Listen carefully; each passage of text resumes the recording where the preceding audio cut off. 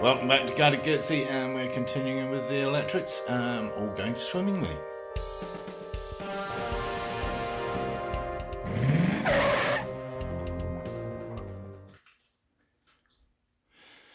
Yes, last time around we got the headlight, the running lights, the headlight, the main beam, all that sorted out. Rear light even, and now we have a brake light as well. How about that? Relatively easy to hook up. There's the two little connectors under the brake lever itself, and there's a little extension wire to the original switch wiring, which of course was a bit shorter because it went down to that funny brake thing that we had there. And when I say brake thing, what I mean is Moto Guzzi decided to use a hydraulic switch, which I've never seen before. But there we go. Anyway, two wires, same principle. Next up, wire it into the actual backlights, which I should have probably done before I actually stuck that in there.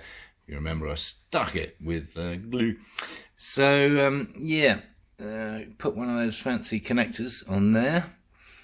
And likewise on the wiring at the back of the bike, instead of that lovely test connector that I use frequently. And we'll have to run some kind of earth from that new connector to an earth somewhere. And then there's a fuse panel. We've got to work out what we're going to do with that. Don't really want to keep that one. Still trying to get my head around that. So we'll have a look at that later. And then there's those pesky coils. Don't know what to do about those. Michael at IDR suggested a dual thing. I found one. I'm not sure if I have to change the whole ignition setup or not, though. I don't really want to do that. But that's about the size of it, I think. That'll be it. Well, obviously we've got to replace all those test connectors and connect it all up properly. Oh yes, and then there's that little bundle. A bundle of joy. Yes, that's for the warning lights that aren't there at the moment. Because they're in here, like it says on the box. Yes, if you remember, one of the very early episodes, I investigated getting some new lovely LED jobbies. Very fine they are too. I'm not sure if we've got enough room for them. I think we have. Just better start putting it together. Probably should have done that before we put the headlight and the fairing on, shouldn't we? So we can actually get to it. Yeah, well. So while I'm fiddle-arsing around with all that, you've got time to subscribe down here and give the video a thumbs up. Well, actually, we have got plenty of room. These are actually shorter than the originals. And we've got this horribly tiny wiring, which I need to then extend into the existing loom, for want of a better word. Yes, this stuff. Which, on disassembly, I carefully photographed and made notes of what was what. How clever of me.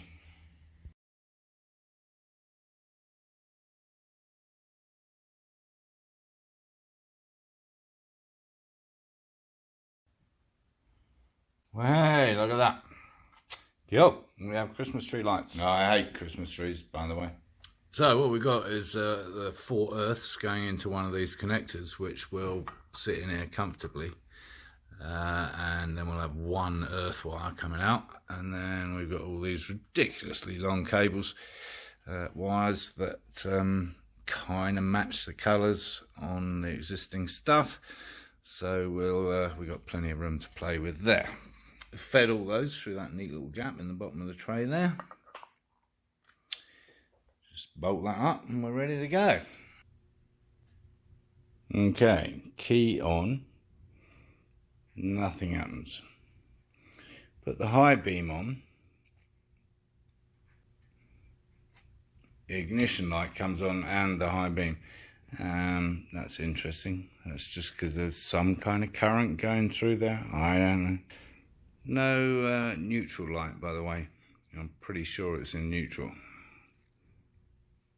Yeah. And you know why? Because I can roll it back and forwards without pulling the clutch in. That'll be simple. I don't need a light to tell me that. Shame it doesn't light up though. What? Oh, I know. I should have got one of these ages ago. Much better than just reading glasses. Yes, I'm working on these, and they're very useful.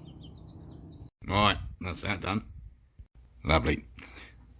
All right. Quick demo for those who haven't already seen my entire video on these type of connectors. So slip our little rubber on, as always, for entering. Got our female connector here. Slide that in there, like so. So that those rear wings are level with our little rubber. Just gonna close them up a bit with some nose pliers, ever so gently. It doesn't need to be too tight at the moment.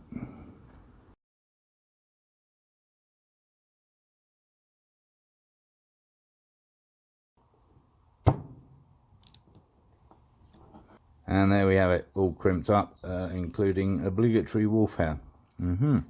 Lovely. Then it's just a question of fitting them into the fitting itself, and obviously in the right order. Colour coded accordingly. And with this side, which is, what is it? It's the male side actually of the equation. Female doofers in the male side, male doofers in the female side. Anyway, it's easiest to take this locking mechanism off the front, push the wires through, and then just clip that back on.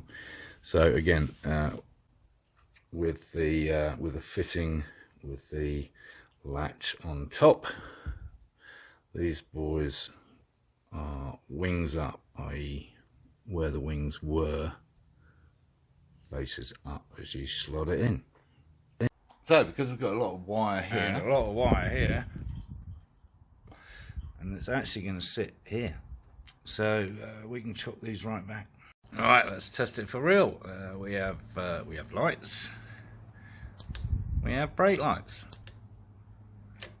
Yay!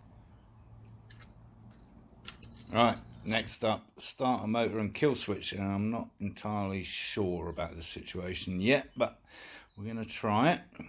Anyway, first up is to determine which of these wires is the lockable switch. So it's that bottom one. So we're going to turn that on, and we've got our little electrical tester here. We're going to turn that to that setting there, which is going to bleep at us if that, whichever one of those, is now a complete circuit, because we got the switch on. Stand by. Yellow.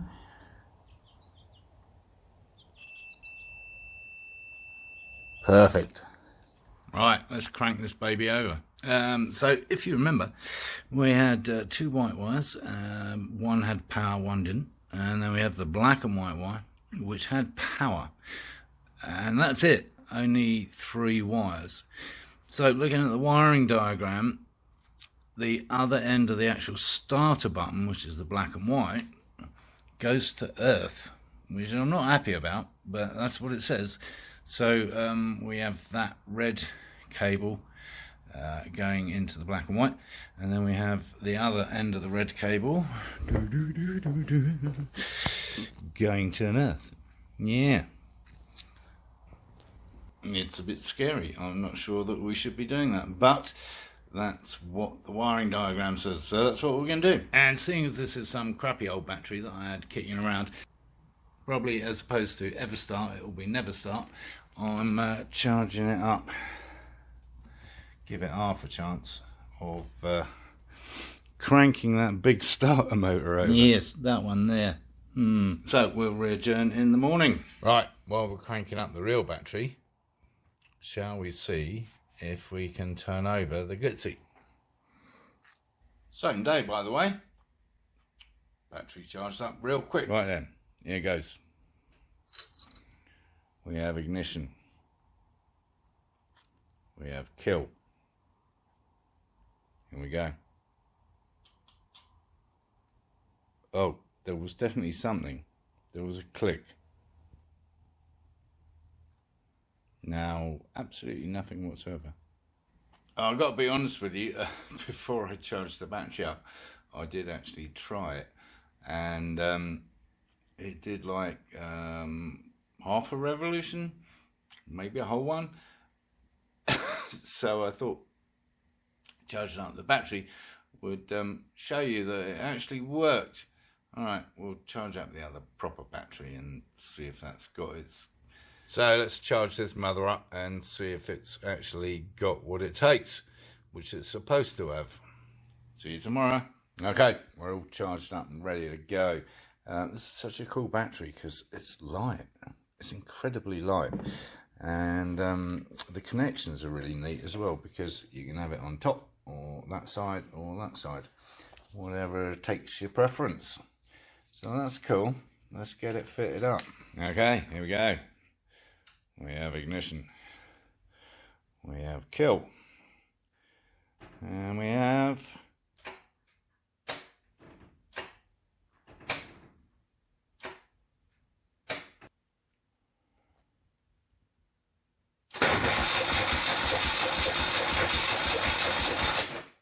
a starter.